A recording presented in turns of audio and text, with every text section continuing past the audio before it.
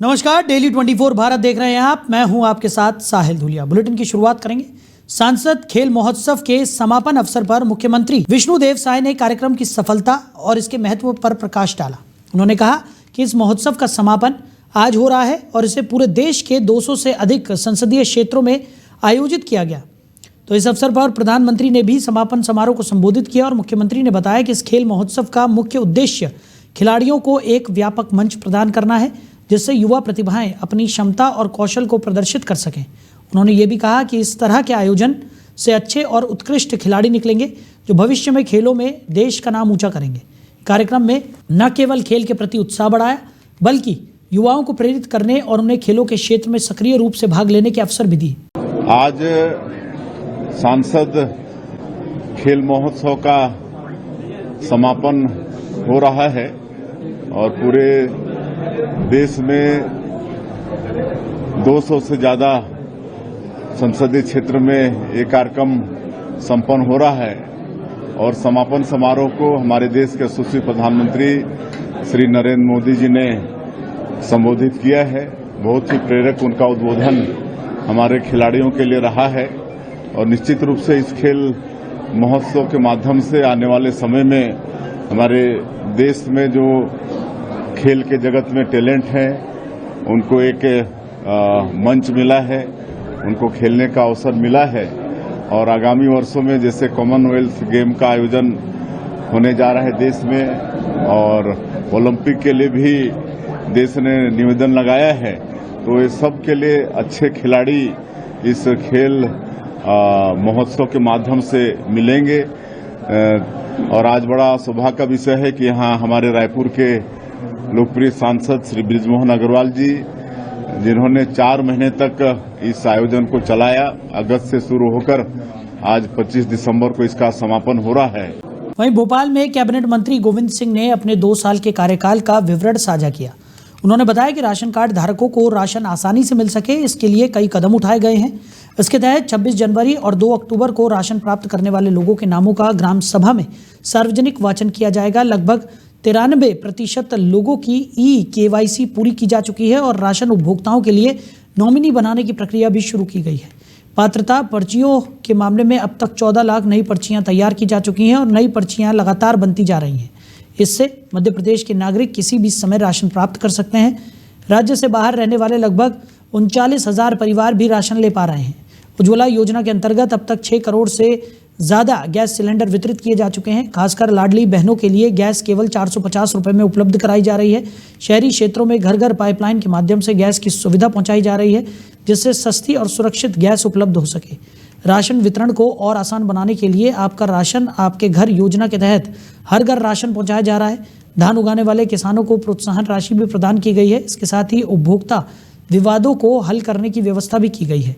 सिंहस्थ महाकुंभ के दौरान सहयोग सुनिश्चित करने के लिए विशेष इंतजाम किए गए हैं और मेले के क्षेत्रों में भी लोगों को LPG की सुविधा उपलब्ध कराई जाएगी। मध्य प्रदेश सरकार के 2 साल के सफलतापूर्वक कार्यकाल के बाद हम सब लोग मिल रहे हैं। हमारे मुख्यमंत्री माननीय डॉक्टर मोहन यादव जी की दृढ़ शक्ति के साथ मध्य प्रदेश में हम मध्य प्रदेश को विकास के रास्ते पर ले जाने के लिए हमारी सरकार विकास और विरासत दोनों को साथ साथ लेके चल रही है। मित्रों, अगर हम अपने विभाग की बात करें तो 2 साल में प्रधानमंत्री गरीब कल्याण अन्न योजना के तहत हमने 5 करोड़ 25 लाख से अधिक हितग्राहियों को 22,800 करोड़ का निःशुल्क अनाज बांटा है। मुख्यमंत्री अन्न जागरूकता सेवा अभियान हमने शुरू किया। इसमें राशन दुकानों को हम चाहते हैं पूरी पारदर्शिता के साथ काम करें। वो इस उपलक्ष्य में हमने ऐप बनाया है। इस ऐप के माध्यम से हम राशन में अनेक गड़बड़ियां सुनने में जहां आती थी, उन गड़बड़ियों को पूर्णतः समाप्त करने का प्रयास और पारदर्शी लाने का हमारा प्रयास है। इस ऐप के द्वारा हम हमारी जो राशन की दुकान पर गाड़ी पहुंचेगी, उसके पहुंचने का SMS हितग्राहियों को पहुंच जाएगा, ताकि समय से वो लोग अपना राशन ले सकें और गाड़ी राशन की दुकान तक पहुंचे। ये पारदर्शिता हितग्राही और दुकानदार और वाहन सेवा वाले की वहीं कोरबा जिले के कटघोरा इलाके में हुए भाजपा नेता अक्षय गर्ग हत्याकांड का पुलिस ने केवल कुछ ही घंटों में खुलासा कर दिया है।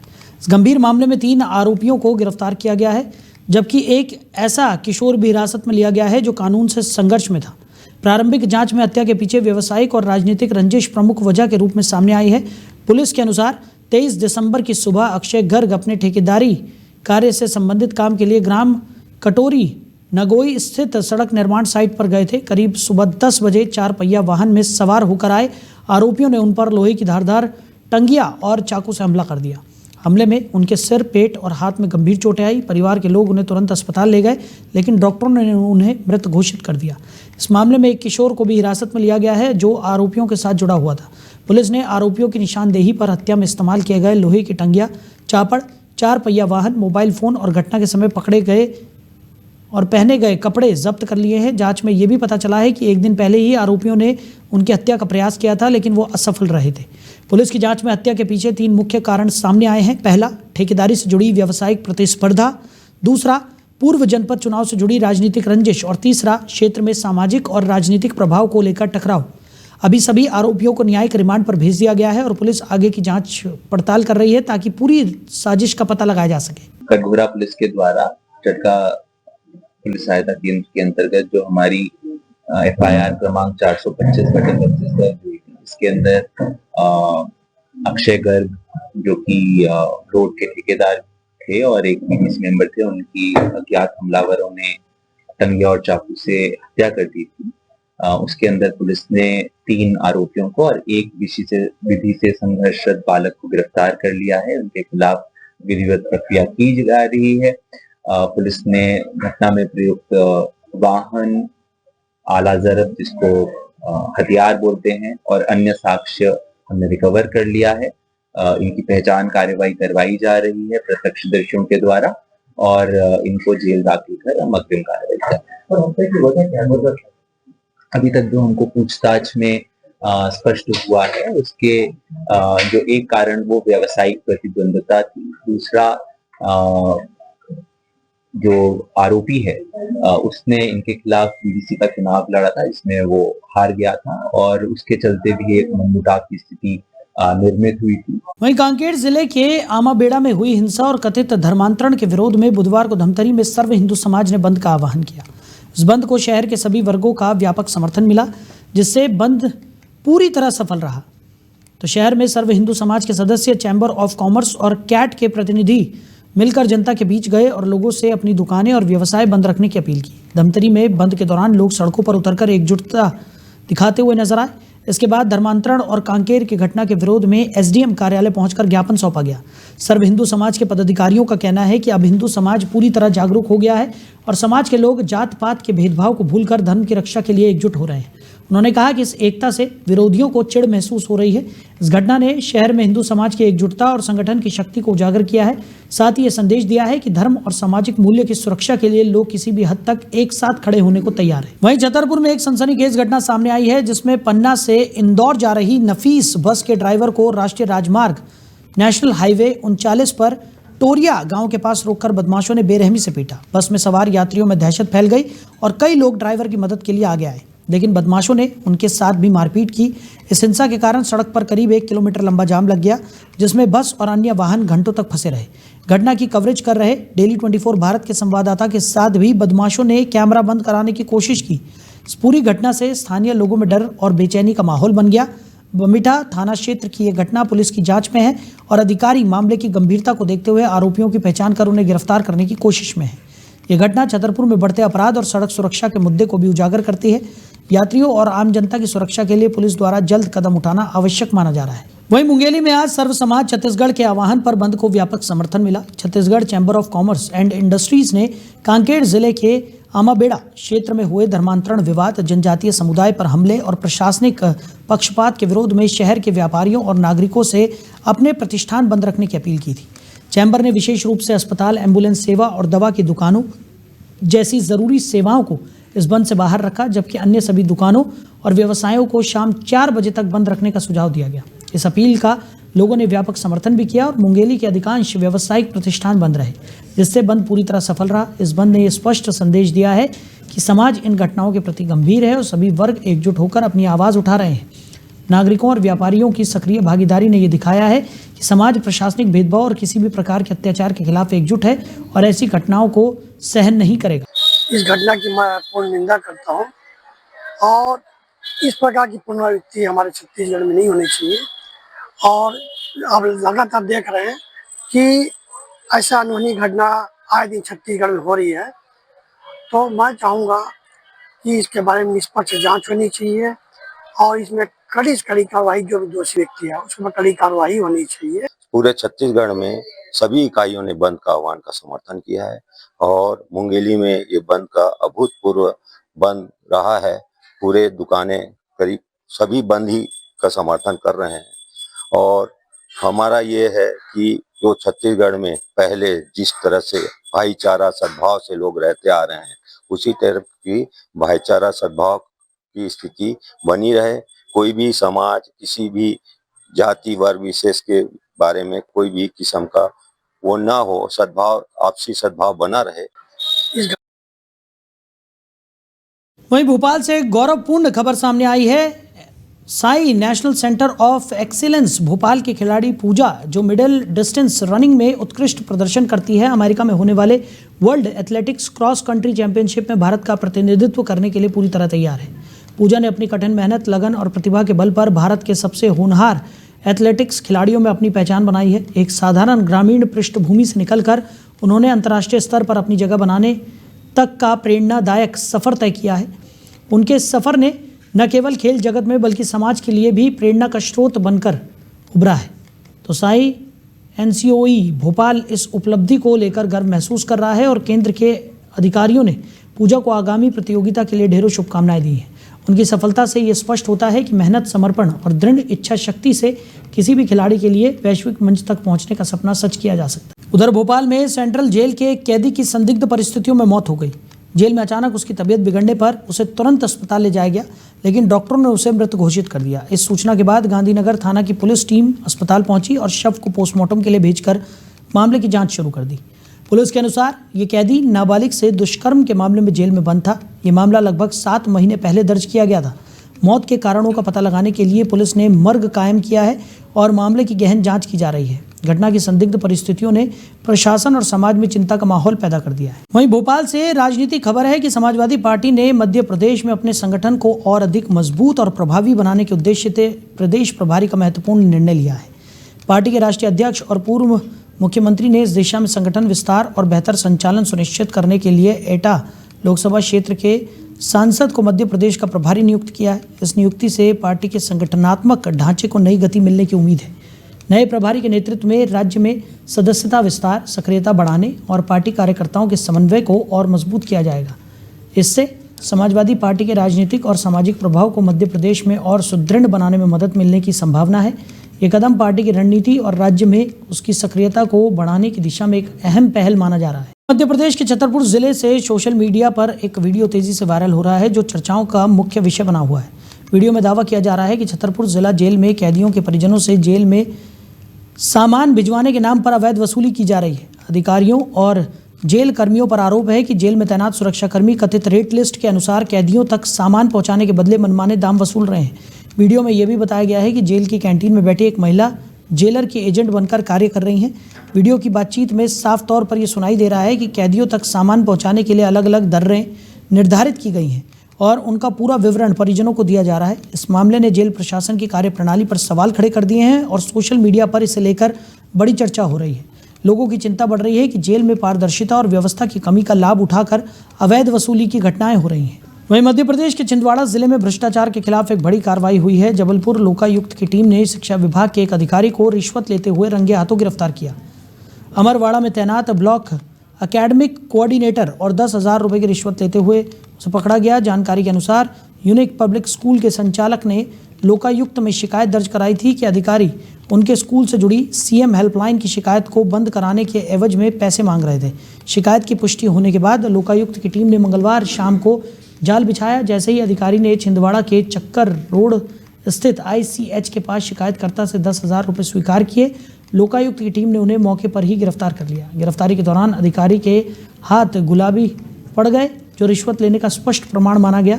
इस कार्रवाई के बाद लोकायुक्त पुलिस ने आरोपी के खिलाफ भ्रष्टाचार निवारण अधिनियम के तहत मामला दर्ज कर लिया। इस कार्रवाई ने जिले के शिक्षा विभाग में हड़कंप मचा दिया है और अधिकारियों के बीच सतर्कता को बढ़ा दिया है। यह घटना भ्रष्टाचार के खिलाफ सख्त कदम उठाने का उदाहरण बन गई है और स्थानीय प्रशासन के लिए चेतावनी भी है। खकरा चौरी में यूनिक पब्लिक स्कूल है, वहाँ पे की डायरेक्टर कविता पेपराड़े द्वारा हमारे पुलिस अधीक्षक को शिकायत की गई कि सीएम हेल्पलाइन बंद कराने के एवज में सेकेंड इंजीनियर BSc अमरवाड़ा उनसे पैसों की मांग कर रहे हैं। शिकायत का सत्यापन करने के बाद आज सेकेंड इंजीनियर BSc अमरवाड़ा को ICH छिंदवाड़ा के समक्ष 10,000 रुपये रिश्वत लेते हुए रंगे हाथ पकड़ा गया। सर कितनी की डिमांड हुई थी और कितना में? 10,000 रुपये की डिमांड हुई थी और 10,000 रुपये लेते हुए पकड़ा गया है। सीएम बैच किस बात का ये बात थी? सीएम बैच की कुछ सीएम हेल्पलाइन शिकायत थी स्कूल के खिलाफ, उसके संबंध में। खकरा चौरी में यूनिक पब्लिक स्कूल है, वहाँ पे की डायरेक्टर कविता पेपरा। उधर छिंदवाड़ा जिले के हरई में शिक्षकों ने अपने अधिकारों और सम्मान की रक्षा के लिए रैली निकालकर विरोध प्रदर्शन किया। इस दौरान शिक्षकों ने रिश्वतखोर हरई छोड़ो जैसे नारे लगाकर अपने गुस्से और असंतोष का इजहार किया।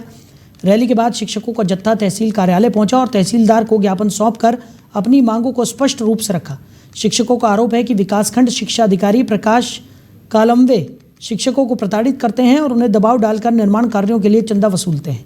जो शिक्षक इस चंदा को देने से इनकार करते हैं, उनके खिलाफ कार्रवाई की जाती है। इस अन्यायपूर्ण व्यवहार और अवैध वसूली से नाराज होकर शिक्षकों ने सड़क पर उतरकर अधिकारी के खिलाफ ठोस कार्रवाई की मांग की है।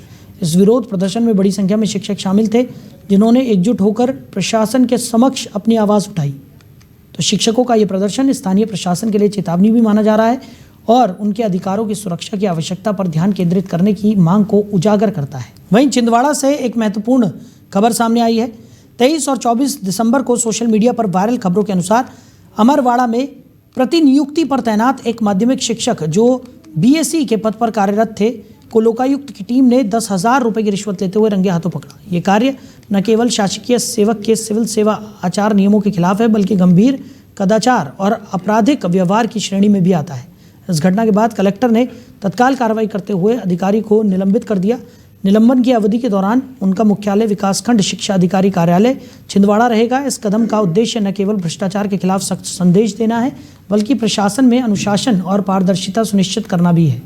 यह घटना जिले के शिक्षा विभाग में गहरी चेतावनी के रूप में सामने आई है और अन्य अधिकारियों के लिए सतर्कता का संकेत देती है। दमोह में सीएम हेल्पलाइन में उत्कृष्ट कार्य करने के लिए थाना प्रभारी विकास सिंह चौहान को सम्मानित किया गया। चबेरा जिला प्रशासन ने सुशासन सप्ताह के कार्यक्रम के तहत पुलिस विभाग में उनके उत्कृष्ट योगदान को मान्यता दी। कार्यक्रम में पूर्व commissioner Manohar Dubey, collector Sudhir Kumar Kochhar, one मंडल अधिकारी ईश्वर जरांडे सहित कई अन्य अधिकारी और कर्मचारी उपस्थित थे। इस अवसर पर उनके समर्पण और मेहनत की सराहना की गई और कहा गया कि उनके प्रयासों से सीएम हेल्पलाइन के माध्यम से जनता को बेहतर सेवा प्रदान करने में महत्वपूर्ण योगदान मिला है। ये सम्मान न केवल उनके व्यक्तिगत उत्कृष्ट प्रदर्शन का प्रतीक है, बल्कि पूरे पुलिस विभाग में जनता के प्रति जवाबदेही और सेवा की भावना को भी बढ़ावा देता है। वहीं दमोह जिले की तेजगढ़ रेंज अंतर्गत बंशीपुर बीट के जंगल में बुधवार दोपहर एक तेंदुए का शव मिलने से वन विभाग में हड़कंप मच गया। शव तेजगढ़ वन परिक्षेत्र के एक नाले के पास पड़ा हुआ मिला। जंगल में मवेशी चराने गए एक चरवाहे की नज़र तेंदुए के शव पर पड़ी, जिसके बाद उसने तुरंत इसकी सूचना वन विभाग को दी। तो जानकारी मिलते ही वन विभाग का अमला मौके पर पहुंचा और मामले की जांच शुरू की गई। घटना पर DFO ईश्वर जरांडे, SDO तेंदुखेड़ा प्रतीक दुबे और तेजगढ़ रेंजर नीरज पांडे मौजूद रहे। अधिकारियों की निगरानी में तेंदुए के शव को अपने कब्जे में लेकर आवश्यक जांच की गई। इसके बाद पोस्टमार्टम कराया गया और वन विभाग के नियमानुसार अंतिम संस्कार किया गया। जांच के लिए तेंदुए का विसरा सुरक्षित कर प्रयोगशाला भेजा गया है ताकि मौत के वास्तविक कारणों का पता लगाया जा सके। वन विभाग की प्रारंभिक जांच में तेंदुए के शरीर पर किसी भी प्रकार की चोट या शिकार से जुड़े हुए कोई निशान नहीं पाए गए, जिससे ये स्पष्ट होता है कि यह शिकार का मामला नहीं है। पोस्टमार्टम के दौरान तेंदुए की आंतें पूरी तरह खाली पाई गई, जिससे आशंका जताई जा रही है कि उसकी मौत भूख, अत्यधिक कमजोरी या किसी गंभीर बीमारी के कारण हो सकती है। हालांकि अधिकारियों का कहना है कि तेंदुए की मौत का वास्तविक कारण पोस्टमार्टम रिपोर्ट और प्रयोगशाला जांच के बाद ही स्पष्ट हो सकेगा। तेजगढ़ रेंजर नीरज पांडे ने बताया कि फिलहाल मौत का कारण अज्ञात है और सभी पहलुओं की गहन जांच की जा रही है। सर आज सुबह वन परिक्षेत्र तेजगढ़ अंतर्गत बीट बंसीपुर के कक्ष क्रमांक 42 में चरवाहे द्वारा सूचना दी गई कि एक तेंदुआ मृत अवस्था में नदी किनारे पड़ा हुआ है। सूचना मिलते ही वन स्टाफ वहां पर पहुंचा और उन्होंने इसकी पुष्टि की। पुष्टि उपरांत हमने वरिष्ठ अधिकारियों को सूचना दी और दोपहर में ही हमारे वन मंडल के मुखिया वन मंडल अधिकारी महोदय दमोह, उप वन मंडल अधिकारी महोदय तेंदुखेड़ा, इसके साथ ही पशु चिकित्सा अधिकारी ब्लॉक जवेरा और तेंदुखेड़ा भी मौके स्थल पर पहुंचे और संपूर्ण मामले के साथ वहां पर पोस्टमार्टम की कार्रवाई की गई, पंचनामा बनाया गया। साथ ही इसके अलावा पोस्टमार्टम के बाद सभी वरिष्ठों की उपस्थिति में वहीं सागर जिले के थाना नरियावली क्षेत्र के ग्राम इसरवारा में पानी के विवाद को लेकर एक परिवार पर जानलेवा हमले का गंभीर मामला सामने आया है। आरोप है कि कुछ दबंगों ने घर में घुसकर लाठी डंडों और लात घूंसों से जमकर मारपीट की, जिसमें महिलाओं और एक बच्चे सहित कई लोग घायल हो गए। घटना के बाद गांव में दहशत का माहौल बन गया। पीड़ित परिवार के सदस्य ने पुलिस थाने में शिकायत दर्ज कराई है। शिकायत के अनुसार 21 दिसंबर की शाम करीब 7 बजे खेत में लगातार पानी बहने की समस्या को लेकर संबंधित व्यक्ति से फोन पर बात की गई थी। इसी बात को लेकर विवाद बढ़ गया। कुछ देर बाद एक आरोपी गाली गलौज करते हुए घर पहुंचा और डंडे से हमला कर दिया। शोर सुनकर जब परिवार के अन्य सदस्य बाहर आए तो अन्य आरोपी भी मौके पर पहुंच गए और सभी ने मिलकर घर में घुसकर मारपीट शुरू कर दी। इस हमले में परिवार के कई सदस्य घायल हो गए। एक व्यक्ति के हाथ में चोट आई जबकि उनके भाई के सिर में गंभीर चोट लगी। एक अन्य सदस्य की पीठ पर चोट आई। वहीं बुजुर्ग महिला के सिर में गंभीर चोट लगने से खून बहने लगा। इसके अलावा परिवार की एक महिला और एक बच्चे के सिर व हाथ में भी चोटें आई है। घटना के दौरान गांव के कुछ लोग मौके पर पहुंचे और बीच बचाव कर किसी तरह स्थिति को संभाला। पीड़ित पक्ष का आरोप है कि आरोपी जाते समय जान से मारने की धमकी देते हुए मौके से फरार हो गए। पुलिस ने शिकायत के आधार पर मामला दर्ज कर लिया है और घटना की जांच पड़ताल में जुट गई। वहीं शहडोल जिले में अश्लील वीडियो बनाकर वायरल करने की धमकी देकर एक युवती का शोषण करने वाले फरार आरोपी को धनपुरी पुलिस ने उत्तर प्रदेश से गिरफ्तार कर बड़ी सफलता हासिल की है। आरोपी लंबे समय से फरार चल रहा था और उसकी गिरफ्तारी पर 5,000 रुपए का इनाम घोषित किया गया था। लगातार प्रयास और तकनीकी साक्ष्यों के आधार पर पुलिस ने उत्तर प्रदेश जाकर कार्रवाई की और आरोपी को पकड़कर कानून के शिकंजे में ले लिया। पुलिस जांच में सामने आया कि आरोपी उत्तर प्रदेश के श्रावस्ती जिले के भिनगा थाना क्षेत्र के अहिरनपुरवा गांव का निवासी है और पेशे से ड्राइवर है। वो मध्य प्रदेश के शहडोल जिले के धनपुरी थाना क्षेत्र में आया था। यहाँ उसने एक युवती से प्रेम का दिखावा कर शादी का झांसा दिया। उसके बाद युवती के साथ शारीरिक संबंध बनाए और इसी दौरान उसका अश्लील वीडियो भी बना लिया। बाद में आरोपी ने वीडियो को वायरल करने की धमकी देकर युवती का लगातार शोषण किया। जब आरोपी ने शादी से साफ इनकार कर दिया तो पीड़िता ने धनपुरी थाने में शिकायत दर्ज कराई। मामला दर्ज होते ही आरोपी फरार हो गया। इसके बाद पुलिस अधीक्षक के निर्देश पर आरोपी की गिरफ्तारी पर इनाम घोषित किया गया और एक विशेष टीम गठित की गई। टीम ने तकनीकी जानकारी और सुरागों के आधार पर उत्तर प्रदेश में दबिश देकर आरोपी को गिरफ्तार किया। गिरफ्तारी के बाद आरोपी को न्यायालय में पेश किया गया है। इस कार्रवाई से न केवल पीड़िता को न्याय मिलने की उम्मीद जगी है बल्कि ऐसे अपराध करने वालों के लिए पुलिस ने सख्त संदेश भी दिया है। थाना धनपुरी में एक महिला ने एफआईआर कराई थी कि संजय यादव नामक व्यक्ति ने उसके साथ शादी का झांसा देकर संबंध बनाया था। इस पर से अपराध पंजीबद्ध किए थे और कुछ समय से आरोपी फरार था, जिसकी लोकेशन पुलिस को श्रावस्ती जिला यूपी में मिली। पुलिस की टीम गई और आरोपी को गिरफ्तार करके माननीय न्यायालय में पेश किया गया। ऐसी भी बात आई है कि उसको कुछ अश्लील वीडियो बनाकर उसको ब्लैकमेल करते थे? नहीं, उसको ब्लैकमेल का पॉइंट आ रहा था। वहीं शिवपुरी जिले के पिछोर कस्बे में एक सनसनीखेज घटना सामने आई है, जहां वार्ड नंबर 5 में आग ताप रहे एक युवक का कट्टे की नोक पर अपहरण कर लिया गया। ये पूरी वारदात पास में लगे सीसीटीवी कैमरे में कैद हो गई, जिसका वीडियो अब सामने आया है। घटना के बाद इलाके में दहशत का माहौल है और लोग सुरक्षा व्यवस्था पर सवाल उठा रहे हैं। पीड़ित युवक ने पुलिस को बताया कि कुछ लोग मौके पर पहुंचे और उसे डराते धमकाते हुए कट्टे की नोक पर जबरन अपने साथ ले गए। युवक के अनुसार कुछ समय बाद उसे छोड़ दिया गया। सूचना मिलने के बाद पुलिस ने मामला दर्ज कर लिया है और सीसीटीवी फुटेज के आधार पर आरोपियों की पहचान कर रही है। पुलिस का कहना है कि पूरे मामले की गंभीरता से जांच की जा रही है और जल्द ही आरोपियों के खिलाफ आवश्यक कार्रवाई भी की जाएगी। वहीं टीकमगढ़ में कलेक्ट्रेट सभा कक्ष में निर्वाचक मतदाता सूची के SIR को लेकर एक मीडिया कार्यशाला आयोजित की गई। इस कार्यशाला की अध्यक्षता जिला निर्वाचन अधिकारी ने की। कार्यक्रम में जिला प्रशासन और निर्वाचन से जुड़े वरिष्ठ अधिकारी, अनुविभागीय अधिकारी, तहसील स्तर के अधिकारी, साथ ही प्रिंट, इलेक्ट्रॉनिक और डिजिटल मीडिया के प्रतिनिधि उपस्थित रहे।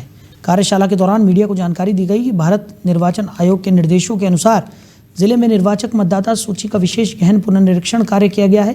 इस अभियान के अंतर्गत बूथ लेवल अधिकारियों ने वर्ष 2025 की मतदाता सूची का घर घर जाकर सत्यापन किया। इस दौरान गणना पत्रक वितरित किए गए और बाद में उन्हें वापस लेकर आवश्यक जांच की गई। इस कार्य में राजनीतिक दलों की ओर से नियुक्त बूथ लेवल एजेंट, वॉलंटियर, विभिन्न विभागों के सहयोगी कर्मचारी और जिले के जागरूक मतदाताओं ने आपसी समन्वय के साथ महत्वपूर्ण भूमिका निभाई। प्रशासन की ओर से इस सफल कार्य के लिए सभी को बधाई और शुभकामनाएं दी गई। पुनर्निरीक्षण प्रक्रिया पूर्ण होने के बाद मतदाता सूची के प्रारूप का प्रकाशन किया गया। तो प्रशासन ने बताया कि वर्ष 2025 की प्रारंभिक मतदाता सूची के अनुसार जिले में कुल 7,14,056 मतदाता दर्ज थे। विशेष गहन पुनर्निरीक्षण के बाद प्रारूप मतदाता सूची में 6,76,955 मतदाताओं के नाम शामिल पाए गए। इस प्रक्रिया के दौरान 37,101 मतदाताओं के नाम सूची से हटाए गए। इनमें कई मतदाता ऐसे थे जिनकी मैपिंग नहीं हो पाई, कुछ ASD विसंगतियों से जुड़े पाए गए, जबकि बड़ी संख्या में मतदाताओं का सत्यापन किया गया और उनमें कोई परिवर्तन नहीं पाया गया। इसके अलावा कुछ मतदाता अप्राप्य पाए गए। कई मतदाताओं की मृत्यु की पुष्टि हुई, कुछ का पता नहीं चला या वे अनुपस्थित रहे। कई मतदाता स्थायी रूप से स्थानांतरित हो चुके थे और कुछ मतदाताओं के नाम पहले से अन्य स्थानों पर दर्ज पाए गए। इस मीडिया कार्यशाला के माध्यम से प्रशासन ने मतदाता सूची के शुद्धिकरण और पारदर्शिता को लेकर किए गए प्रयासों की विस्तृत जानकारी साझा की और आम नागरिकों से भी इस प्रक्रिया में सहयोग बनाए रखने की अपील की। देखिए, हमारे जिले में जो 2025 की वोटर लिस्ट थी उसमें 7,14,056 मतदाता थे और 1 महीने से भी अधिक समय तक SIR का कार्य चला। इसमें गहन पुनरीक्षण हुआ, BLO डोर टू डोर गए, सभी के साथ को गणना पत्रक दिए गए, लोगों से गणना पत्रक वापस प्राप्त किए गए। BLA और वॉलंटियर्स ने सभी ने इसमें मदद की। बहुत सारे सहयोगी विभागों के अधिकारी कर्मचारी भी इसमें शामिल रहे और सबकी मदद से बहुत ही अच्छे तरीके से ये कार्य संपन्न हुआ है। और इसके बाद जब पूरा पुनरीक्षण का कार्य संपन्न हुआ है और आज प्रारूप सूची का प्रकाशन किया गया है, तो उसमें 6,76,955 मतदाता जो हैं वो शामिल हैं। लगभग 37,101 मतदाताओं की इसमें कमी आई है और जो 37,101 मतदाता जो कम हुए हैं उसका भी अगर अपन बाइफर्केशन देखें तो उसमें 9,957 जो है वो डेथ है। 20,436 ऐसे केस हैं जो परमानेंटली ऐसे पुराने वोटर्स थे जो यहाँ पर थे, अब वहाँ से शिफ्ट हो गए अपनी जगह से, तो 20,436 वो हैं। तो फिलहाल इस बुलेटिन में मेरे साथ इतना ही। आप बने रहिए। नमस्कार।